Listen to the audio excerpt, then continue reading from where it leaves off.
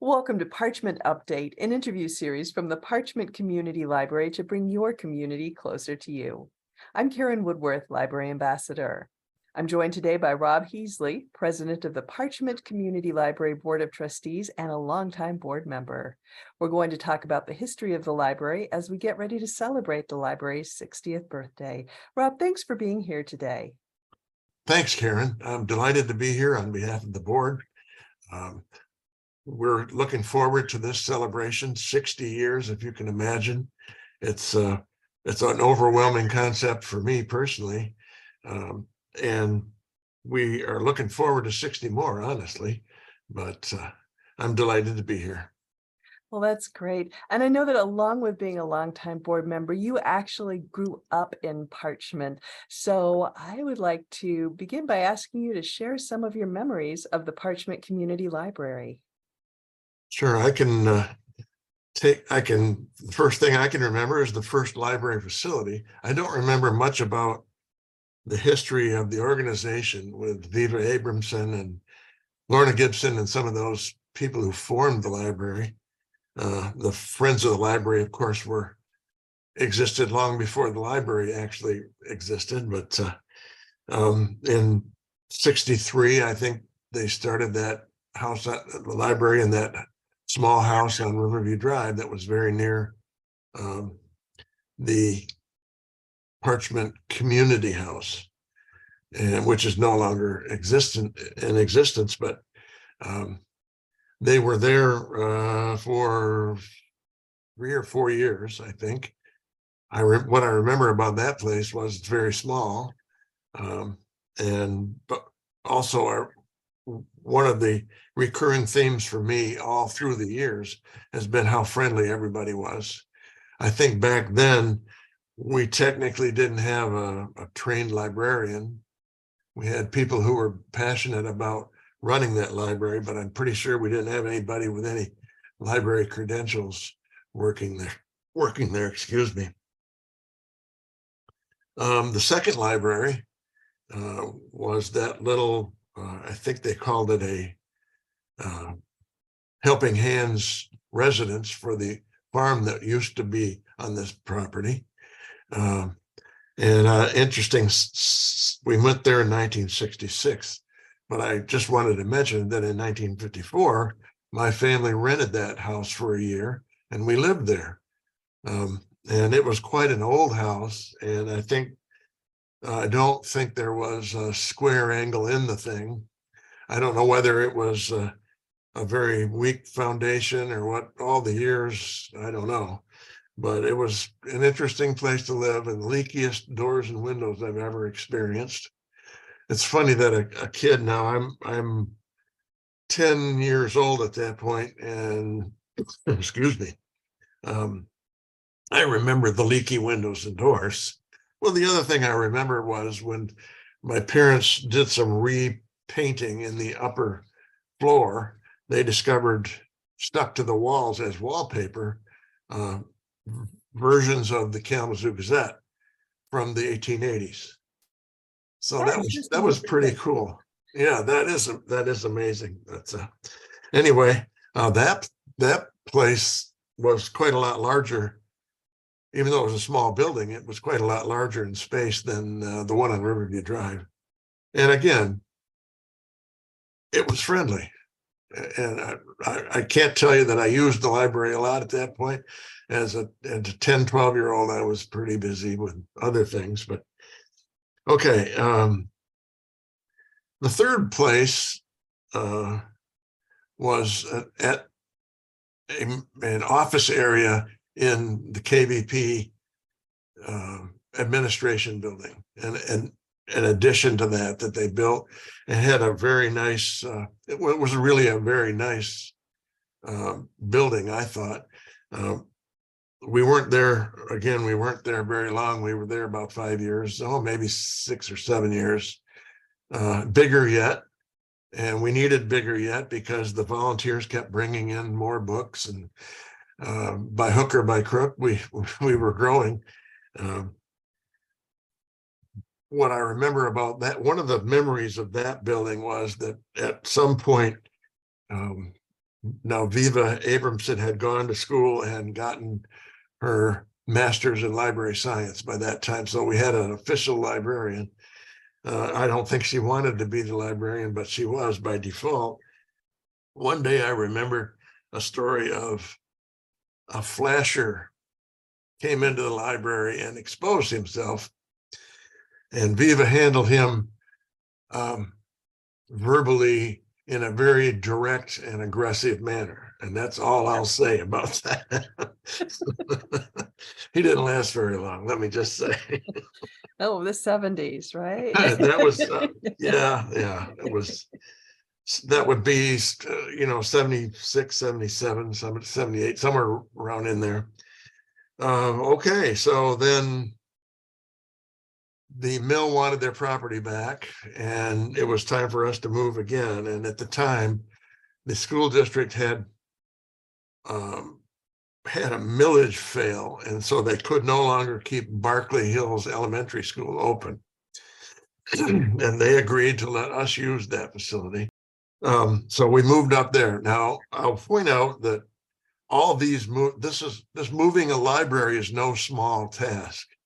In fact, if you've ever participated in it, and I think I have a couple of times, it is overwhelming, especially for a group that really was largely made up of volunteers with borrowed pickup trucks and such as that. So we moved into this school and established the stacks were in the gymnasium of the school. And then there were meeting rooms in the classrooms, which was kind of nice because we hadn't had that luxury before. And it was a larger facility, and it was pretty stable, friendly again. Now, during this whole period, you got to keep in mind that volunteers were the backbone of this whole library during this period. And this was no exception. Even though we had paid staff by then, we were resting heavily on our volunteers. Now that we moved there in 1981, I believe. And then in 1987, everybody realized that we're going to need a home of our own. And there were plans from years back to build a library on the very site where the library is today. And somebody discovered those plans, and it lit a fire in the imagination of the board. I think my first board meeting was held, must have been right around 89 or 88, somewhere around in there. And so in 1987, the board got serious about doing a millage campaign to generate funds to build the new building. That went pretty well, and construction started in 1989. I'm pretty sure it was 1998 to 99 that we put forth a millage proposal, because we were getting renewed every couple of years, the operating millage. We put forth a millage proposal to fund the library in perpetuity. And that's passed, and that was absolutely a very important point in our existence, maybe almost as important as the new building itself, because that meant we didn't have to worry every 2 years about getting refunded, that sort of thing. I think that was one of the most significant things that's happened in my tenure around here, so around the library. Yeah, that shows the wonderful community support there is for the Parchment community. I agree. We're all so grateful. Well, I want to ask you a couple more specific questions about those old buildings. First of all, I know you mentioned that you'd lived around Kindleberger Park when you were growing up, but I had no idea that you lived in a house that became one of the library buildings. So what was it like going back into the library when you had lived there? It was actually very terrific. Enjoyed every minute of that. I visited that building quite a lot. We just lived next to Kindleberger Park, up about, I don't know, maybe a quarter of a mile to the east. My dad built a house there. And so I was in the library quite a lot. And by the way, there was, before the current Public Works garage was there, the original barn for the original farm was right there where the Public Works department is. And that that sticks in my mind as well as a place, a haunt of my youth, because I made friends with all the Public Works guys in there. So that, anyway, that's beside the point. Yeah, go ahead. Oh, the other one I wanted to ask about was the KVP administration building, because I know that there's some renovation work being done on that right now. And you mentioned something about an annex. Does the part that used to be the library still exist at that building? Oh, yes. Oh, yeah. That's what we always refer to, that as the annex, headquarters building annex. It's on the eastern end of the building. It was added on, excuse me, many years after the building was built. And that was very well equipped. They did all of their staff meetings, and when they brought in their staff from around the country and around the world for meetings, that's where some of those meetings were held. And so it was very well equipped and very pleasant inside. As the library, that was a welcome gift of office space, and some office space, I should say. And I don't think there's much more room in there than there was. Yeah, there was some more room in there than the little place, but not much. So yeah, it was pretty fun. All right. And one more question about your memories.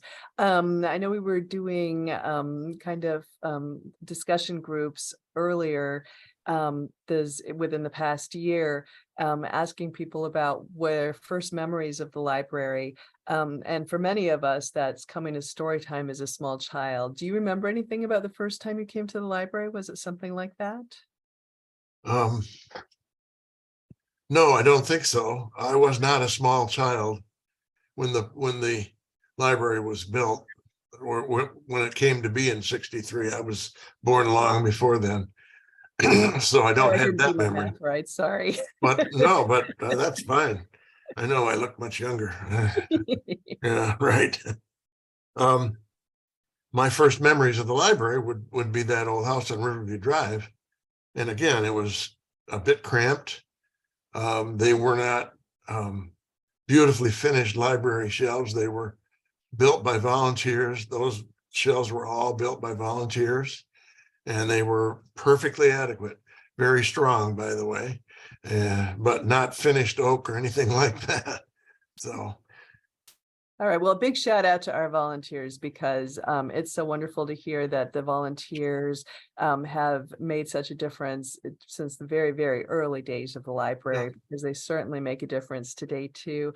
And I also want to mention that our local history room is named in memory of Viva Abramson, and you can see her photo right by the door. Well, so you've talked about all the different buildings the library has been in. And so what in your mind has stayed the same between the buildings, and what's been different? Well, what stayed the same, I think my first answer to that would be the friendly nature of everybody in there waiting to serve you if you went up with whatever task you needed to work on. Being friendly is job one in the library's line of work, in my opinion.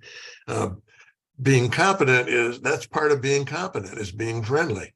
That, you know, you can be really competent, excuse me, and not be friendly, and you will be a dud in the library. It won't work.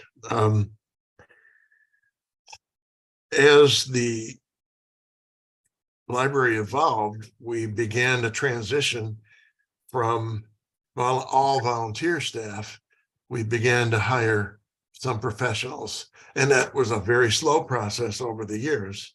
And so we gained, by doing that, we gained a lot of knowledge and gained the ability to know how a library was supposed to be run, and became even more successful at running our library. That was a slow process, but again, I will emphasize it was secondary to the friendliness of the staff, the welcoming friendliness of the staff. And we certainly hope we're still doing that. I think you are. So over these many years, how have you seen library services change? We mentioned a minute ago about volunteers, and so one of the things that's changed is the evolution from volunteer staffing to professional staffing, and that's certainly brought us a long way. And the volunteers now are largely the friends of the group called the Friends of the Library. Now, the Friends of the Library, I think I mentioned earlier, existed before the library existed. And they're the ones with the vision that started this thing. Well, they certainly are still with us, and they're still an active participant in the running of our library, even though we don't have that many volunteers on the floor at any given time. They're in the background, they're running book sales and advising us and donating proceeds from their book sales to worthy library causes. So they're still a huge part of our library, but they're not in a role of managing the library anymore. That's a big difference, in my opinion. The other big difference is the level of programming. There was not much programming in those first three facilities to speak of. And the fourth facility, that would be the school building, we started getting a little more serious about doing children's programming. And so, and that's after we had a professional library staff on board, and we became interested in that because it was an elementary school and it was right in the middle of a large development that had lots of kids in it. And so it was a natural place for that. I guess that's it. Okay. All right. Well, I'm wondering, I know you've had a long involvement with the library. So what do you think is the role of the Parchment Community Library to the community? Well, the first role, I guess I would have to say, not necessarily the most important role, but would be as a lending library. We have a lot of books, and you're welcome to come in and borrow them and read them. That's fundamental to libraries everywhere. Second role would be programming, and I see this maybe as the library's future. We have gotten really good at doing programming lately. Part of that is a credit to you personally, but I think maybe that's our future. As we look ahead at the future of public libraries in general, I think we can serve the community even better than we are now as a forum for public meetings of any and all sorts. I think that's maybe in our future, and we're already doing some of that. I'm aware of that, and we're happy with that. Let's see. We are the only custodians of our community's history. I think that's a big deal.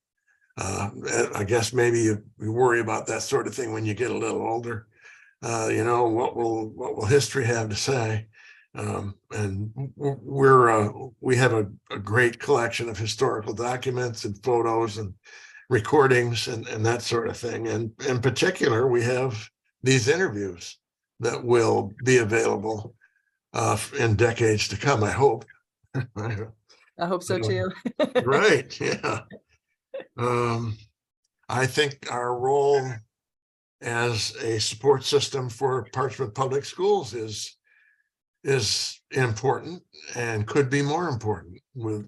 I'm not sure because I'm not an educator. I don't know how exactly that might work, but I think we could work a little harder maybe and get more involved with the public school system. And again, I want to make sure that we, as a community, value our volunteers and encourage more volunteerism, not just in the library, but across the whole community. So Yeah. That's a great goal.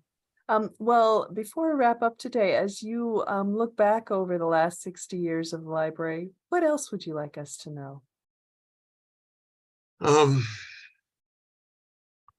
I think I hinted a minute ago at the future role of our library in our community, and the role, looking at the 20,000 foot level, the role of libraries in general in the digital age.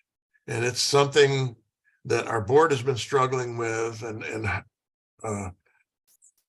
try to reformat ourselves so that we make sense to young people and to the older generation, so that we have something to offer to young people and people my age. The digital evolution is so rapid right now that it's going to be, talk about a moving target. This is absolutely a moving target. And I think one of our biggest challenges from the board's perspective and from our community's perspective as well is keeping up and making sense out of what's going on in the digital age. Well, in 60 years from now, when they look back at this interview, they can see how well we did that in Yeah. ways that we won't even be able to imagine today, I'm We sure. won't be able to imagine. Yeah. And the last thing I'll say is we have a great library. I think everybody thinks that. And the reason for that now is the great staff that we have. I can't imagine how this staff could be any more efficient, any more friendly, and any more competent. I'm so very happy to be associated with this library and these hardworking people. So, Well, on behalf of the staff, thank you very much. So I want to mention that the 60th birthday celebration for the Parchment Community Library will be held on the library's lawn on Saturday, June 10th from 11 to 1. Everyone is invited and we hope to see you there. Rob, thank you so much for taking the time to share your thoughts with us today. thanks, Karen. It's been my pleasure.